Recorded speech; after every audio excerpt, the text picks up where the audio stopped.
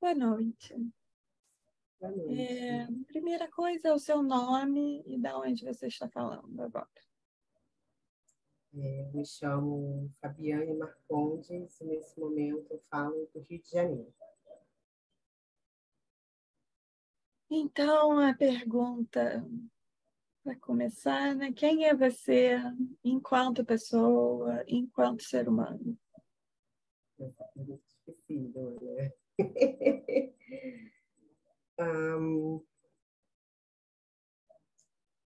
Ultimamente, eu tenho gostado de me apresentar dizendo de onde eu venho.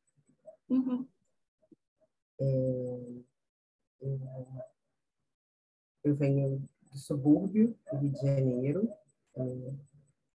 Eu demorei muito tempo, né, para poder entender essa identidade enquanto suburbana.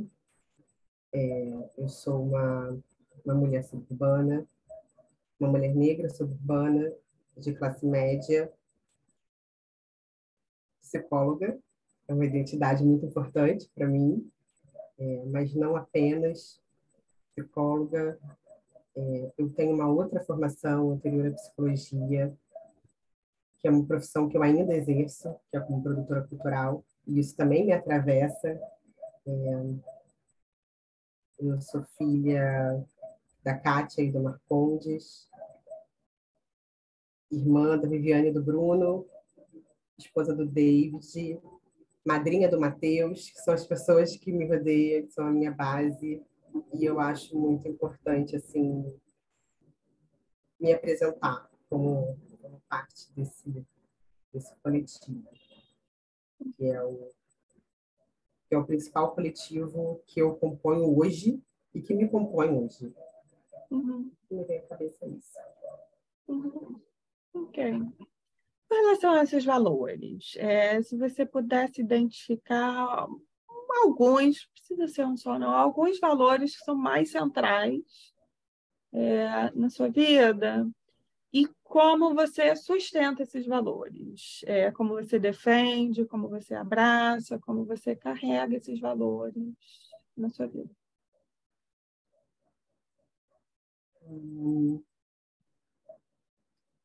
Acho que os meus principais valores, assim, são a honestidade, a coerência e, como eu vou dizer,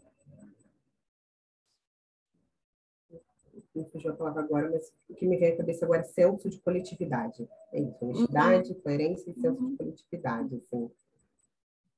E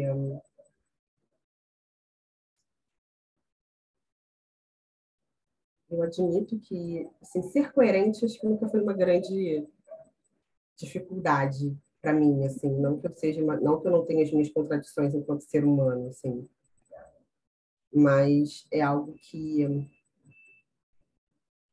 eu busco muito no meu cotidiano, que pelo menos na minha vivência é algo que é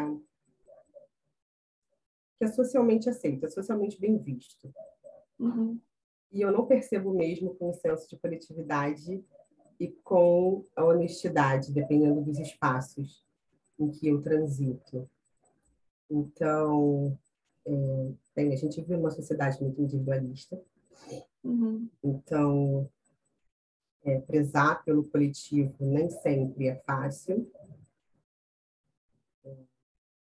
até porque eu não tô sozinha no coletivo. Tem outras pessoas comigo no coletivo e outras pessoas que também são atravessadas por essa nossa, como que eu vou dizer, são atravessadas pelo cotidiano mesmo, pela correria que a gente vive nos dias de hoje, e para gente esquecer o coletivo, deixar o coletivo de lado é muito fácil, né? uhum, Tem aí uma, uma roda, assim, eu vejo essa imagem de uma roda, assim, uma coisa que gira na nossa sociedade, que está sempre empurrando a gente, assim, para fora do coletivo. Então, eu admito que, às vezes, assim, quando eu me canso, eu falo, vou desistir. Porque muitas vezes eu, né, me percebo sozinha, ou percebo que o coletivo ele não está tão sólido. Até por isso, por N questões, por N coisas que aconteceram na minha vida nos últimos tempos, eu nomeei a minha família como meu principal coletivo hoje. Uhum. Então, fazer as coisas coletivamente é o que funciona. Aprendi na minha vida que tentar fazer as coisas individualmente é uma ótima fórmula para acabar com a saúde mental. Em relação à honestidade, como é que eu vou dizer?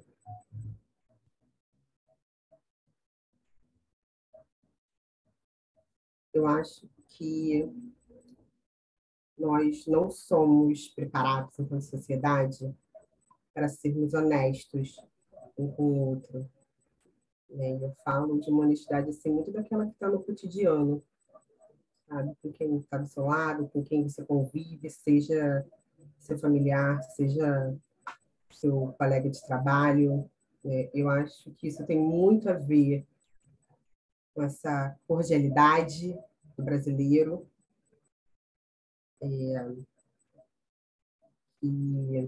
acaba ensinando, a gente acaba tendo a percepção de que ser honesto às vezes assim, é sinônimo de ser grosseiro, e acaba, em prol dessa cordialidade, acaba abrindo mão da honestidade, assim, e isso é um problema, assim, nas relações interpessoais, assim. E eu sou uma pessoa que eu tenho muita necessidade de saber em que terreno que eu estou pisando.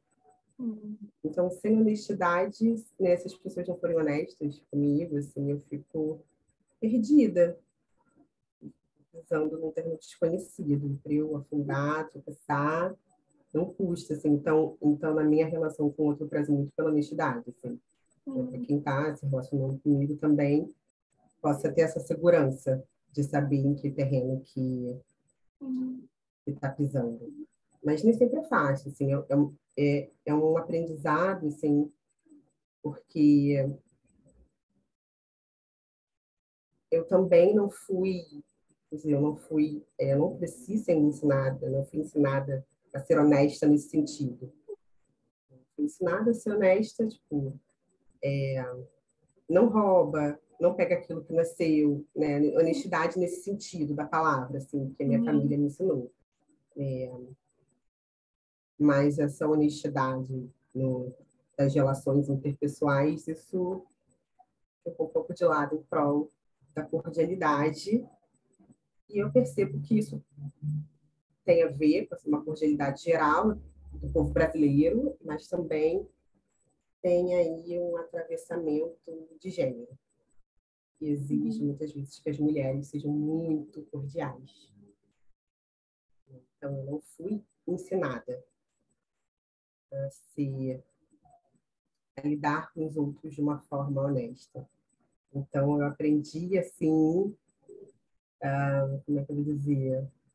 Eu não gosto dessa expressão muito, mas eu vou usar, assim, na base da porrada, assim, no sentido figurado, assim, levando muito tapa da vida, assim, porque eu queria ser honesta, honestidade eu prezo muito, mas eu não sabia como falar honestidade, então isso era interpretado como grosseria, e às vezes, de fato, eu era grosseira mesmo, assim, ali na minha imaturidade.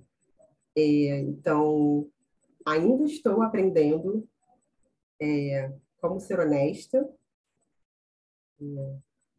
sem parecer grosseira, sem magoar os sentimentos alheios, né? Cada um, conviva cada um, estou nesse aprendizado.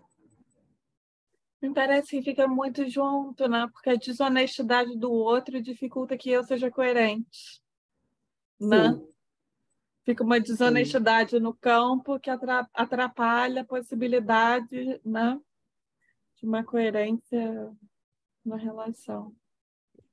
sim, é verdade. Uhum. E uma situação? É uma situação, um evento que tem impactado você de uma forma mais forte, assim, na sua vida? E sempre como? Como que essa situação, esse evento, conjunto de circunstâncias teve um impacto significativo na sua vida?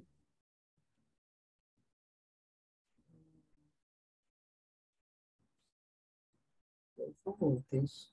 Mas eu vou falar do que está figurando para mim hoje, assim. Uhum, Surgiu como figura para mim hoje uma situação que eu vivi quando eu tinha 9 anos de idade. Hoje eu tenho 36. Enfim, vou começar do começo, vou explicar por que essa situação surgiu, né? Hoje eu tinha planejado algumas coisas para fazer, só que meu marido acordou passando mal, assim, com uma torcicolo horrorosa, não conseguia nem levantar da cama sozinho. Então, além de ter que fazer as minhas tarefas, eu precisei fazer também as tarefas dele, ajudá-los a fazer as tarefas, enfim. Então, isso me descentrou. E eu estou casada um pouco mais de um ano, assim, e eu tenho percebido o quanto que eu fico descentrada, assim, eu fico uhum, perdida quando ele fica doente. Porque ele é uma pessoa que cuida muito de mim. uhum, Porque no começo também foi um desafio, me permitir ser cuidada, e cuidar ainda é um grande desafio. E aí eu lembrei dessa situação que aconteceu comigo, quando eu tinha 9 anos de idade, uhum, que foi quando o meu irmão mais velho passou por um problema de saúde gravíssimo, gravíssimo, assim. Então, de uma hora para outra, eu precisei ficar sozinha em casa. O meu pai saía para trabalhar. Minha mãe passava o dia inteiro no hospital com ele. E a minha irmã, que era muito companheira minha, nesse mesmo ano, porque meu irmão ficou hospitalizado bem no começo do ano. E nesse mesmo ano foi quando a minha irmã mudou de escola, mudou de turno, foi para uma escola assim, num outro bairro, né? A 1 hora de ônibus. Então, né, de uma hora para outra, até o ano anterior, para a escola, chegava da escola, né, voltava da escola com a minha irmã, que estava na mesma escola, chegava da escola, meu irmão estava lá, chegando da outra escola, minha mãe estava lá, de noite meu pai chegava no trabalho, era essa rotina. De uma hora para outra, você ficar sozinha em casa. Eu voltava da escola, eu estava sozinha. Né? Porque quando eu chegava da minha mãe no hospital, meu pai trabalhando, e minha irmã, quando ela saía, como era longe a escola, ela precisava sair antes de eu chegar da escola. Né? Então, as pessoas só chegavam em casa novamente 7 horas da noite. Eu ficava de meio-dia até 6 da manhã, 7 horas sozinha. E isso, assim, foi muito uma sensação de desamparo muito grande, né? Então, eu uhum, tive que aprender ali a me virar sozinha, assim, né? Eu não vou dizer que eu fui negligenciada pelos meus pais de forma alguma, assim, mas eu de alguma forma, eu entendia que naquele contexto eu não, essa foi que tipo, eu não podia demandar muito dos meus pais, porque eles estavam com uma demanda muito maior. De fato, assim, né, meu irmão estava em um estado muito grave. Então, eu meio que aprendi a me virar. Então, desde então, assim, eu passei a demandar muito pouco dos meus pais. Assim. Eu me dava o mínimo possível. Qualquer coisa que eu tinha que fazer, era fazer o mínimo possível. Sei lá, um adolescente, 14, 15 anos de idade, fui fazer uma prova de concurso, assim, eu providenciei toda a documentação, tudo pronto, só cheguei para meus pais, olha, eu vou fazer isso e isso, eu sabia que eles iam concordar, vou fazer isso e isso, só preciso da assinatura de vocês, porque eu tinha 14, 15 anos de idade, né? Não podia assinar. Então, sempre foi muito isso, assim. Então, quando, enfim, né, quando eu vejo, né, o marido, uma pessoa que hoje, que eu aprendi a me deixar ser cuidada por ele, precisando ser cuidada, isso me descentra, e me remeteu a essa situação, né, do desamparo, acho que é a palavra que me vem, assim, quando eu estou nessa situação, um certo desamparo. uhum. É. E uma pessoa que tenha tido um impacto maior na sua vida, ou que te ocorre hoje, isso, como você vem falando, nesse momento que você lembra, que tenha tido um impacto grande e como que esse impacto se deu.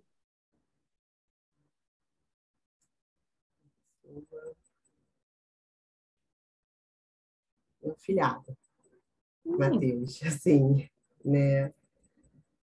É até injusto, porque são muitas pessoas, mas a primeira pessoa que me veio à cabeça quando você perguntou foi ele. É, né, meu sobrinho também é filho da minha irmã, hoje ele já tem 19 anos de idade, assim, né? Já deu e está dando alguns trabalhos, mas, assim, eu nunca tinha convivido tão próximo com uma criança pequena, com um bebê, né? Nunca tinha acompanhado na gestação, como eu acompanhei no cotidiano, na gestação da minha irmã. Então,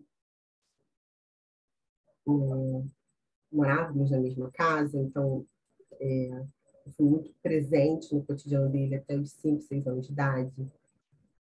E, para mim, ver um ser humano se desenvolvendo, assim, foi uma das experiências mais incríveis, assim, né? Não só pelo próprio desenvolvimento cognitivo, que, assim, eu acho encantador, mas acho que esse desenvolvimento da relação de afeto, né? Eu falo que quando o Matheus nasceu, eu senti que eu tinha a obrigação de me tornar um ser humano melhor. Porque quando você cuida de um bebê, assim, aquele serzinho vai te dando amor de graça, assim, vai te dando amor, e você fica com essa criatura nem sabe dos meus defeitos, não sabe da minha metade, está aqui me amando. Então, assim, eu falei, eu preciso ser um ser humano melhor, assim, porque essa criança vai crescer, vai olhar para mim. Em algum momento vai ver os meus defeitos, é claro, mas eu preciso, pelo menos, amenizar esses defeitos, assim, eu preciso me tornar um ser humano melhor, assim, para essa criança. É claro que eu acho que sim, eu me tornei uma pessoa melhor, assim, eu era muito adolescente, eu tinha 16 para 17 quando eu nasci.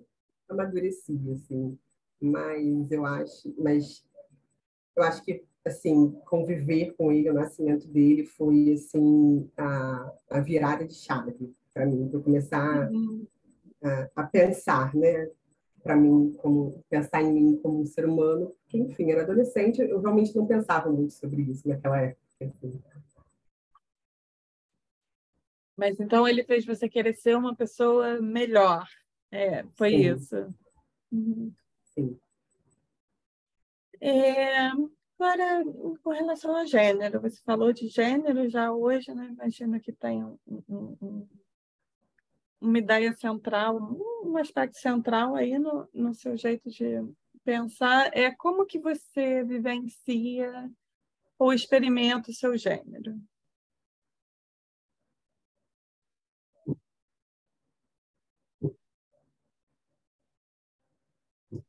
Essa pergunta é realmente difícil.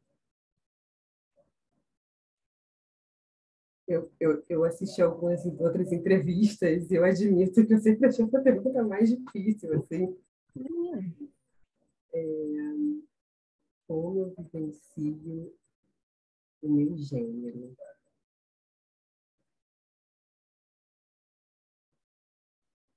Bem,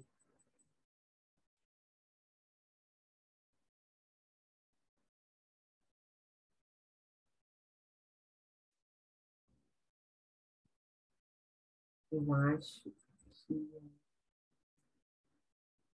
quando me vem à cabeça, assim, né, toda a minha história,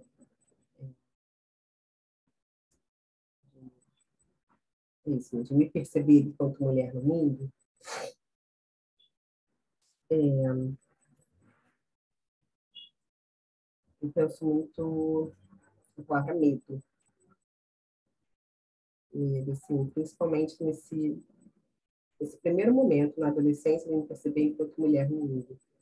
Em que o mundo poderia ser uma ameaça para mim. E,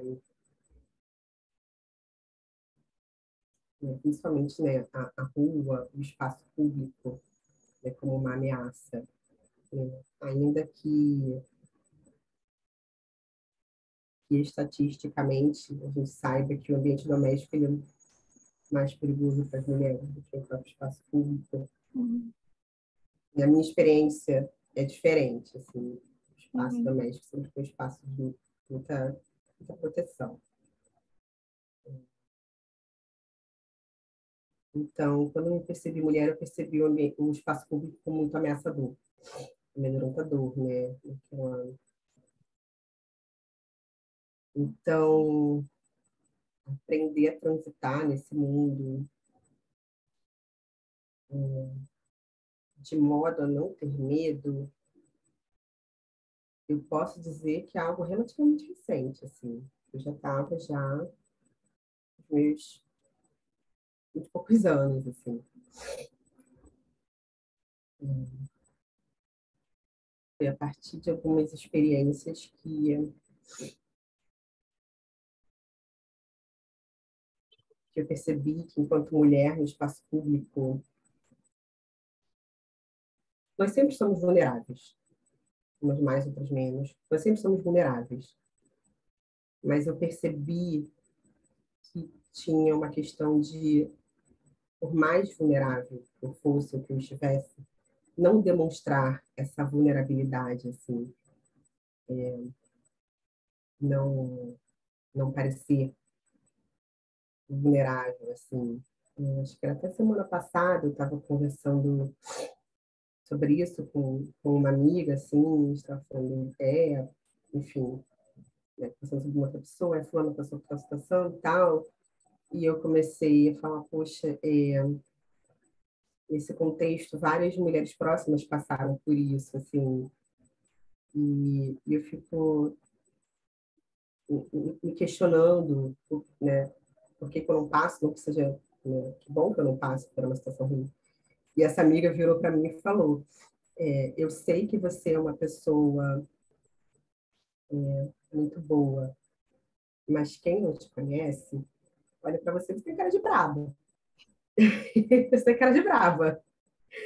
Eu falei, então, ok. Nem sempre eu quero demonstrar para as pessoas que eu sou brava, mas em algumas situações isso me protege, né? Isso esconde essa vulnerabilidade, né? Isso, de alguma forma, me deixa menos vulnerável em determinados espaços, em determinadas situações, assim.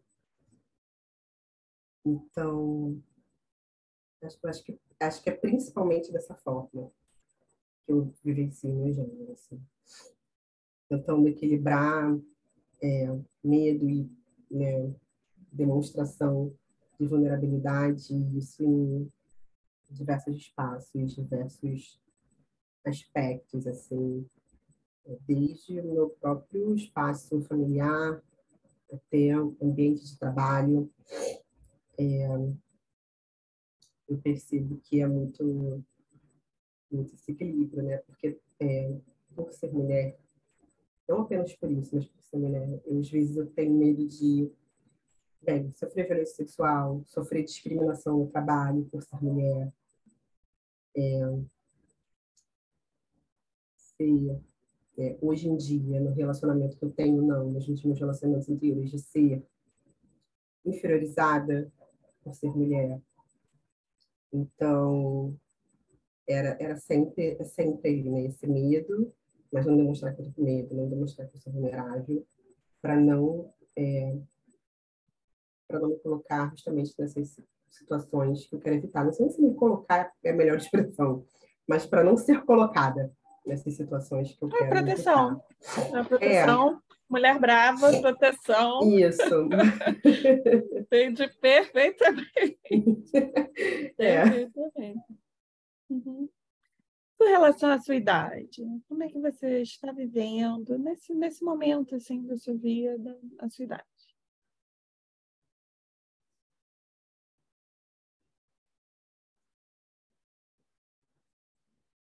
Olha, muito de boas. Uhum. Né? Tenho 36 anos, muitos cabelos brancos já surgindo, assim, e eu tô super curtindo meus cabelos brancos, assim, tô super curtindo. sempre teve uma questão de que eu parecia muito mais nova. Uhum. Eu lembro de uma situação, eu entrando no mercado de trabalho, acho que eu tinha 22 anos. Eu cheguei num emprego novo, assim, no primeiro, segundo dia, horário do almoço, coloquei na mesa, sentei para almoçar. O cara olhou para mim e falou: Você é essa senhora nova? Quantos anos você tem? 14? É claro que hoje eu entendo isso como uma violência de gênero, hoje eu entendo, mas na época sempre me bateu de um jeito, porque de fato eu realmente parecia ser muito mais nova, né? Então eu sempre detestei isso, né? Até porque acho que me colocava um pouco no lugar de vulnerabilidade, de adolescente, então isso me incomodava. Então hoje, com 36 anos de idade, os meus cabelos brancos não me incomodam porque de alguma forma me coloca na idade que eu tenho hoje, entendeu? Ninguém vai olhar para meus cabelos brancos e falar, acho que você tem 22, 21. Ninguém vai fazer isso, entendeu? Então, isso, eu lido muito bem com isso, ainda que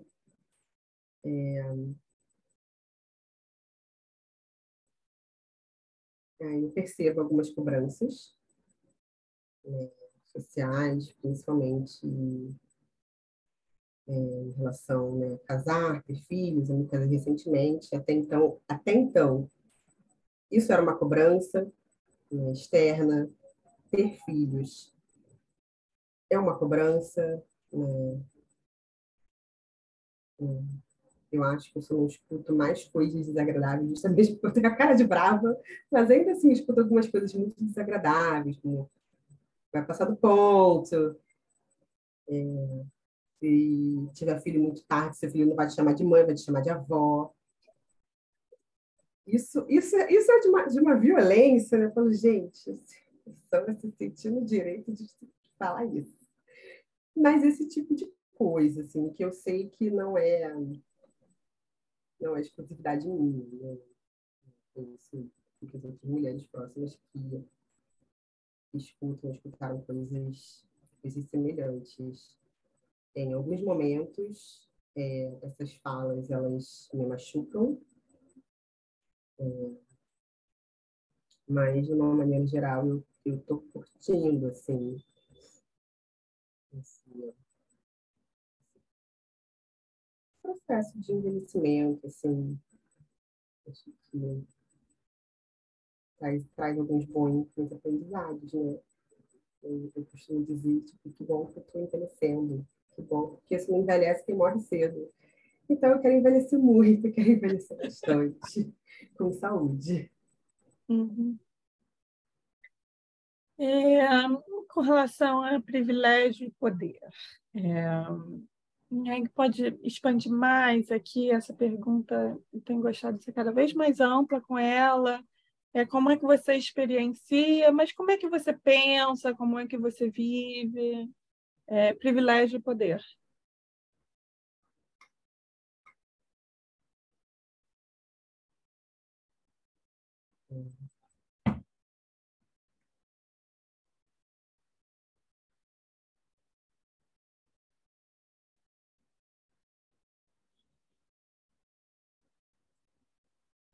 Olha, do meu ponto de vista, na sociedade que a gente vive hoje,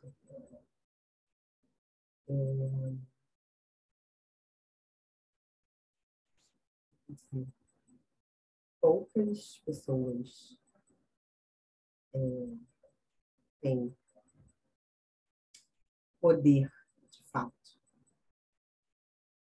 e experienciam, eu vou chamar de pessoas que têm um grande poder e que experienciam um grande privilégio, de fato. O que eu percebo é que, de acordo com gênero, com raça, com orientação sexual, algumas pessoas têm mais ou menos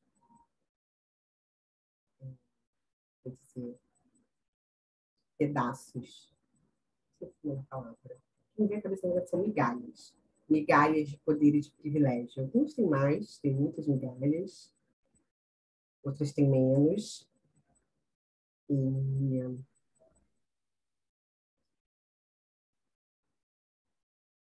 E isso é muito, no fim das contas, isso acaba sendo muito importante para manter o grande poder e o grande privilégio de quem realmente tem esse poder e esse privilégio, né? Porque aí você vai realmente, né? Eu vejo isso como uma tentativa de separar a sociedade em castas.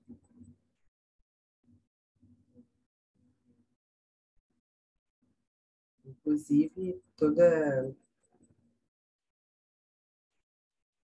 o panorama político que a gente vivenciou no Brasil na última década, no meu ponto de vista, está diretamente relacionado a isso. Assim. Uhum. Pessoas que têm algumas consideráveis migalhas de poder e privilégio, com dificuldade de aceitar. Quem nunca teve nenhuma migalha, tem um pouquinho de migalha assim, de poder e privilégio. É dessa forma. Não sei se eu respondi a pergunta. Nossa, muito bem. Muito, muito bem. Adorei. Vou usar e repensar. Não, nas migalhas. É, ok. Até digerindo aqui. É Gestalt Nossa, terapia. É Gestalt terapia. Como é que você encontrou a Gestalt terapia? Primeiro, assim, aquele primeiro encontro, vi ali, apareceu, como é que foi? eu ouvi falar de Gestalt terapia, eu acho que eu estava no segundo período da faculdade de psicologia. Eu nunca tinha ouvido falar nesse negócio. Nunca tinha. Inclusive, fui fazer psicologia, porque curtia muito psicanálise. Tinha lido umas coisas de Freud. Não tinha entendido muito, mas o que eu entendi, eu tinha achado muito interessante. Resolvi fazer isso. E, e lá pelas tantas, no final do segundo período, tinha o pessoal falando de uma disciplina obrigatória, que tinha no terceiro período, tinha 2 horários com 2 professores diferentes. Tinha que escolher, né? Poderia escolher. A pessoa falou, uma professora gestalt terapeuta, a outra eu acho que era terapeuta cognitivo comportamental.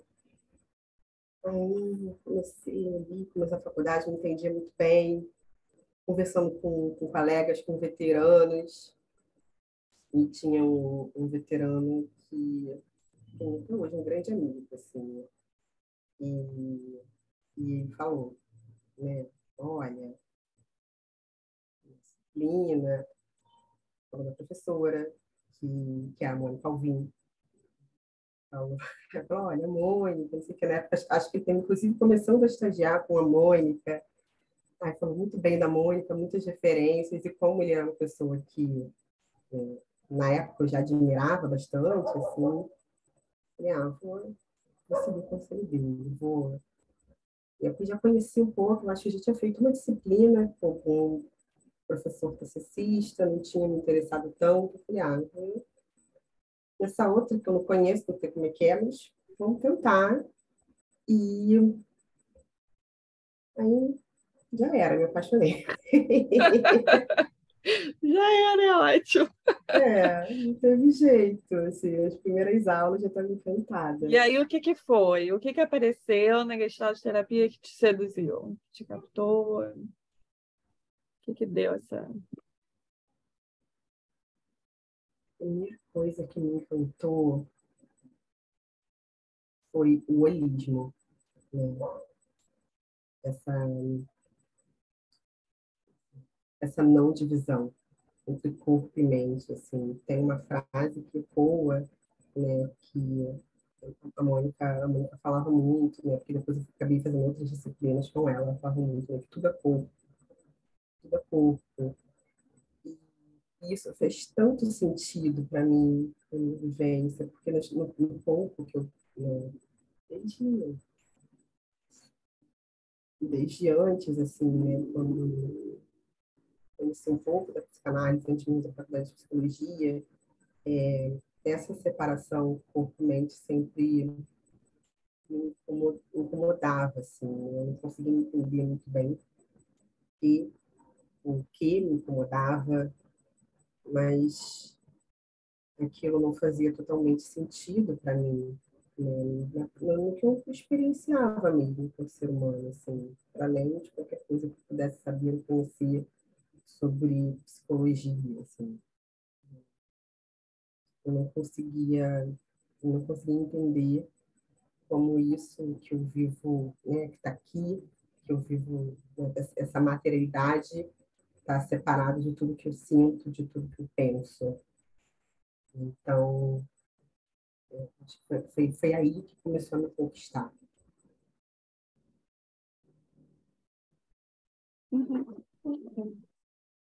Então, com relação assim, ao seu trabalho, o que que você faz? Quais são as várias facetas? Eu percebo cada vez mais que psicólogo faz muitas coisas diferentes, né, cada um. O que que você faz? Qual é o seu trabalho? Como é que você usa a gestalterapia? Qual é a essência do seu trabalho? Enfim, o que que você poderia dizer da sua atuação profissional?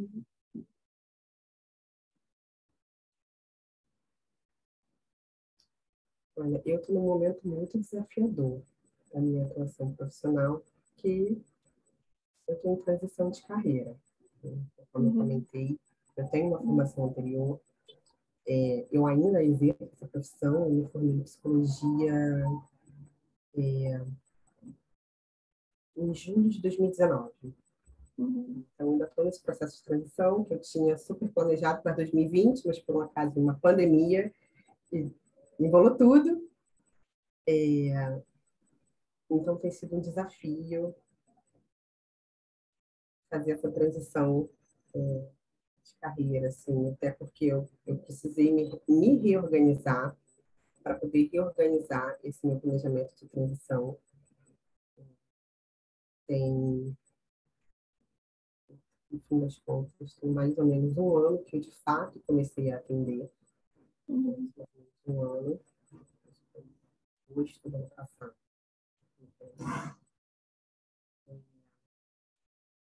Durante a pandemia, eu fiz uma especialização em terapia sexual. Eu também sou sexóloga, que foi algo que me pescou assim bem já no finalzinho da faculdade.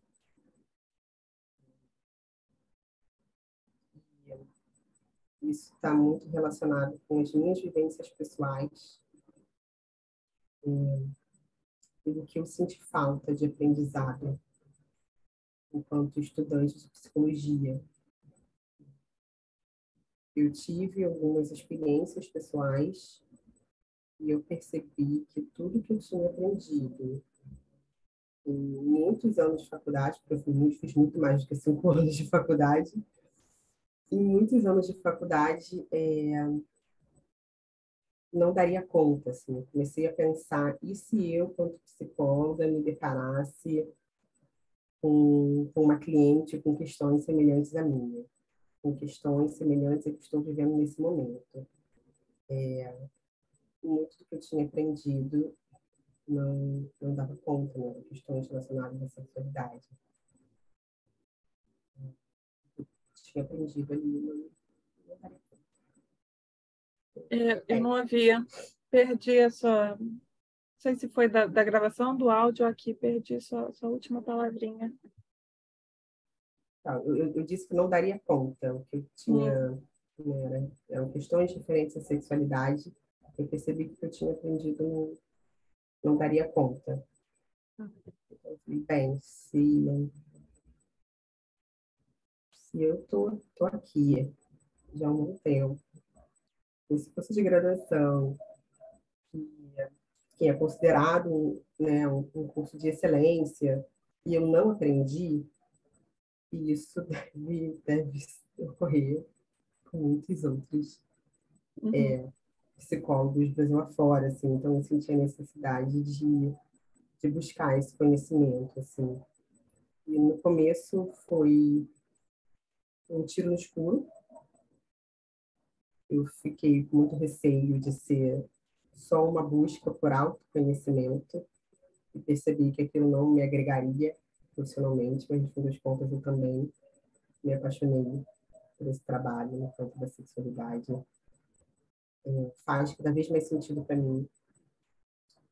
Tive por alguns meses a experiência de atender casal. Uhum. De todas as experiências que eu tive até agora, para mim, foi uma das mais incríveis. E eu achei muito difícil, desafiador, mas achei muito interessante, assim. Então, é um caminho que eu quero trilhar, que eu quero me aprofundar, que eu quero me especializar, que é o atendimento de casal, esse foco nos relacionamentos, assim, né, de casal, de Uhum. trisal, de quadrisal, que seja, né, nas configurações dos relacionamentos afetivos, assim. Uhum. É, é, tá. Como é que a Gestalt te afetou enquanto pessoa?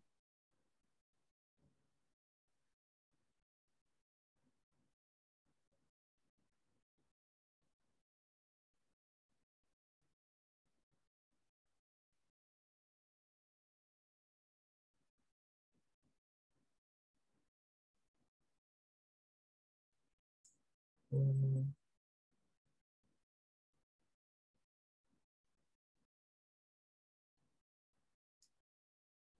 Me afetou no sentido de aprender a lidar melhor com as diferenças, com os diferentes. Eu não me refiro aos diferentes, aqueles que são diferentes a mim, hum, sem, sem patologizar. Eu não sei se essa é uma característica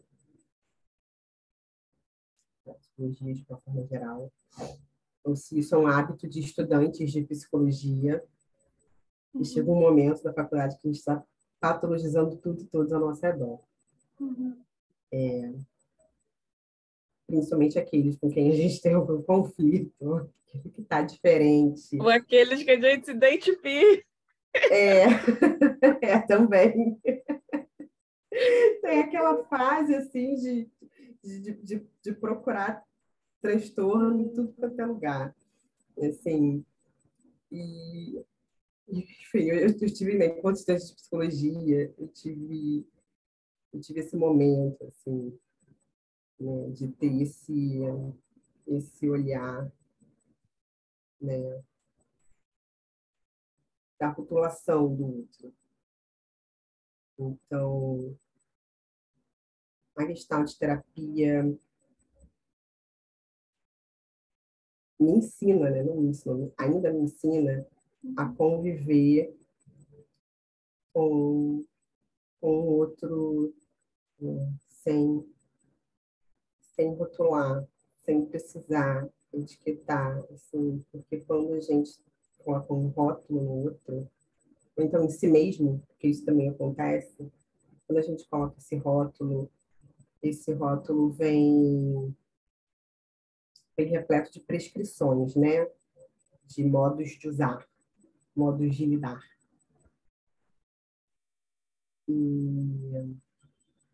E estar no mundo, estar no mundo de uma maneira gestáltica,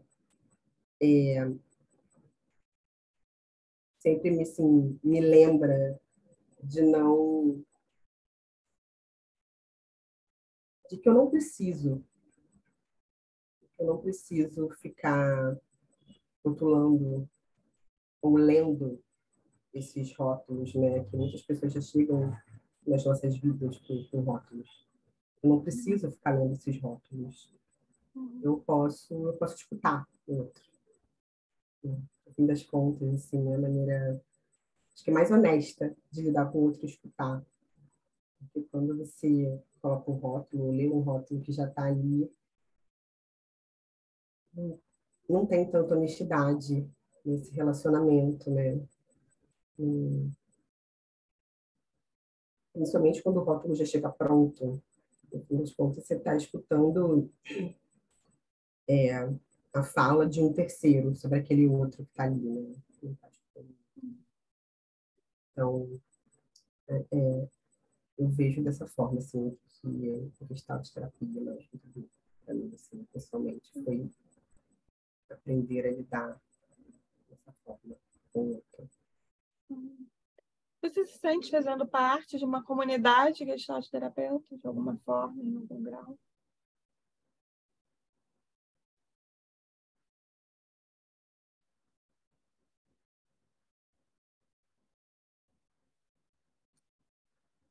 Estou Ou não? começando. Estou começando, assim. Ok. Durante muito tempo eu não me sentia, assim.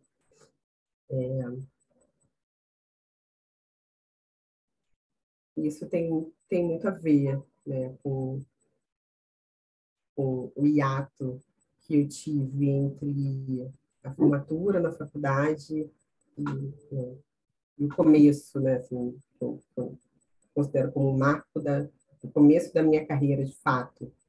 Uhum, Foi aí 2 anos de diferença. uhum, Teve a ver com a pandemia, enfim. Então, eu fui fazer um mestrado, que eu terminei recentemente, mas meu mestrado é fora da área da psicologia, ele é um mestrado na área da saúde pública. Então, de alguma forma, eu me afastei, né, das discussões, não é que eu me afastei da psicologia, mas das discussões que estão mais presentes. Qual Na, foi o mestrado? eu Qual? fiz o mestrado profissional em educação profissional em saúde, na Fiocruz. Né? Eu resolvi fazer porque eu tive, no final da graduação, uma experiência na saúde pública, na atenção primária à saúde, que foi uma experiência muito marcante, muito intensa. Uhum, uhum, Enfim, foi num contexto de mudança de governos, inclusive de própria mudança da política nacional de atenção básica. Então, foi greves na saúde do Rio, então foi intenso. Essa é a melhor palavra para definir a experiência nesse estágio, que durou um pouco mais de um ano. Assim. Então, me uhum. interessei muito por saúde pública. Uma das minhas preceptoras fez o mestrado, esse programa de mestrado, me indicou muito, e eu resolvi fazer também, assim.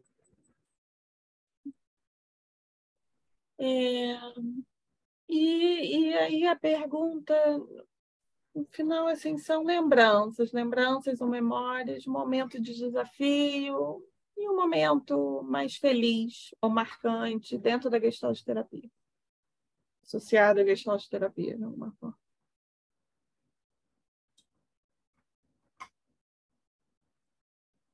Momentos felizes e momentos de desafio.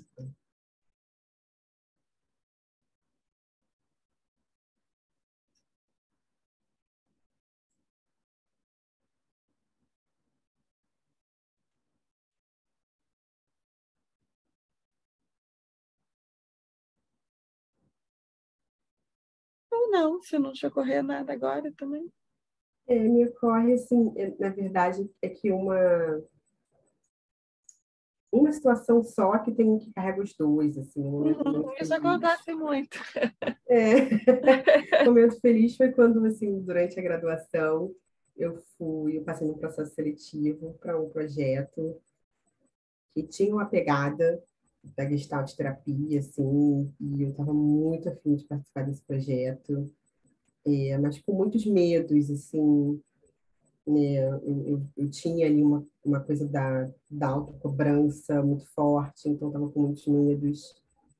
E, assim, praticamente no segundo mês desse projeto, assim, bem no começo do período letivo, eu passei por uma situação muito ruim, né? Na verdade, não passei, não. Comecei a passar por uma situação muito grave de doença na família, assim. Um casal de tios meus, os dois ficaram internados praticamente ao mesmo tempo. Enfim, cada um com uma questão, cada um no hospital. Então, a família inteira se dividindo nisso. A minha tia, no caso, foi diagnosticada com câncer em fase terminal. Então, foi um momento muito, muito, muito, muito difícil.